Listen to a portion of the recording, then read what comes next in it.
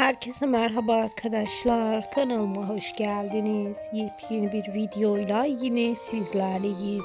Sizler için sevilen ve ünlü oyuncu Ozan Akbaba ve Sinem Ünsal ve partner arkadaşı Atakan Özkaya ile birlikte çekimleri giderken kamera arkasından görüntüleri geldi. İşte o anları hayranları uzaktan görüntülendi.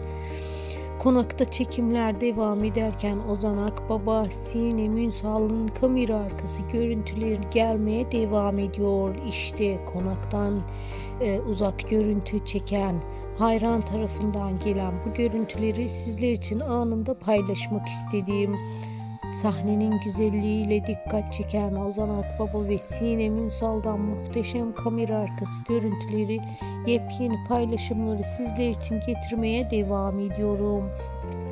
Sizler de sevilen çiftin setten gelen birbirinden güzel görüntülerini, yepyeni kamera arkası görüntülerini anında görmek istiyorsanız gözünüz kulağınız kanalımda olsun. Uzakşehir set çekimlerinden ardı ardına yepyeni görüntüleri sizler için paylaşmaya devam edeceğim.